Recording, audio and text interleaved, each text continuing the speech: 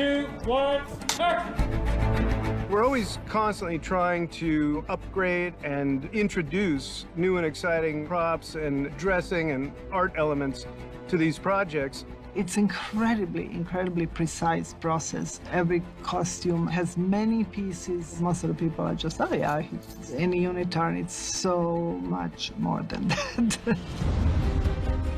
Camera set, ready, and action! We put zippers in a slightly easier position. So yeah, we made it a little bit more comfortable and easier to take off. And it was very funny when they were like talking to each other. Each of them was jealous of the other ones. You've got to be in pretty good shape to walk onto set in front of hundreds of people and look good in that suit. And, you know, I take my hat off to both of them. They both trained really hard to get into great shape to get in those suits. I'm no spring chicken anymore. I'm 37, you know? So I worked out a bunch. I love the challenge of it. It was harder as a non-mid-20s person to get into the kind of shape where the spandex isn't gonna show everything up. You are amazing. Thank you, yeah, thanks. Will you say it? No, I kind of needed to hear that. They have skull caps that are molded to their heads, so they are not wearing it just over their bare head. Those are intricate to make it as tight as possible, not to add to any of the volume of the skull necessarily, but keep the shape and the profile. And then we have a special costume when they are supposed to be without the mask. Then it's, as we call it, a turtleneck costume, and then they are in a costume without the hood. All those hoods have a frame for the eyes to literally snap into them, and there are different kinds of eyes.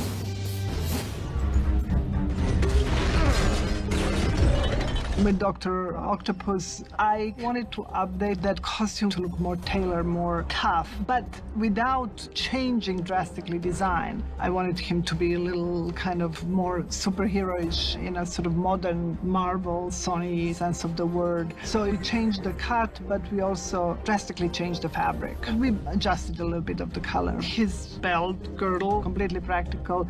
It was made out of quite light material and then painted to look like a medal, and he was always wearing that.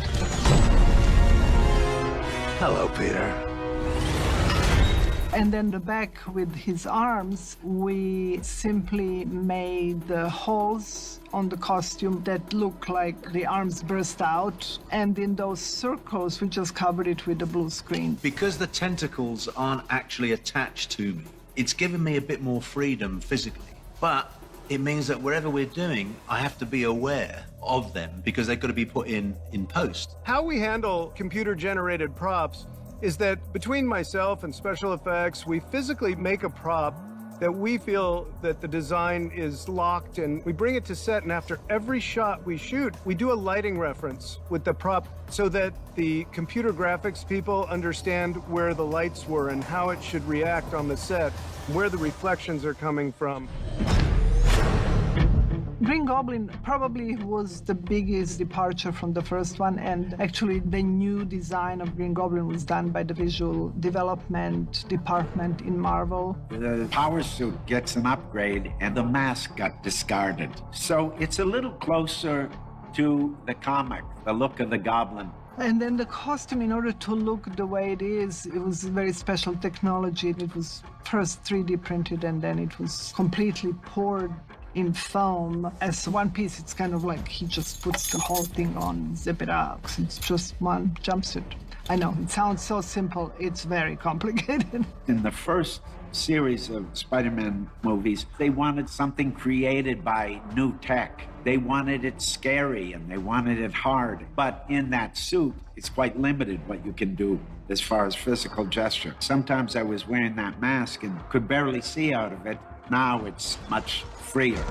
Too weak to take it! The glider that Green Goblin has and pumpkin bombs get reintroduced back into this because we wanted it to be as if time stood still. We were picking up from where we left off. Now, is there technology that we're introducing that wasn't in before? Of course there is. So you might see a weapon come off of Goblin's arm that he uses now in this film that he never had before, but it was part of his old technology. How you like the new?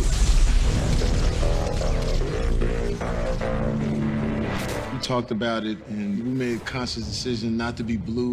He came back as he was, but then he used the arc reactor from the fabricator to enhance his powers and his equipment. And so we had to recreate an entire new costume and equipment that incorporated the arc reactor into his world.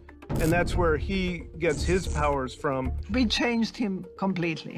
And it was a very interesting way they changed him, because he goes from being a pure electricity to something that's a combination of the normal uniform that he actually borrowed from some worker at a power station. And then he sort of MacGyver the parts on it in a very, very complicated and cool way. This has a little more like realness, like street to it. So I think the conscious decision to come back and have this look really works for the character, and you feel it. The whole thing was to make everything just 2021 cooler. After all these Marvel movies, everybody is kind of spoiled visually. So we kind of had to live up to that, make everybody look cool and be able to move. So if I achieve that, then I'm happy.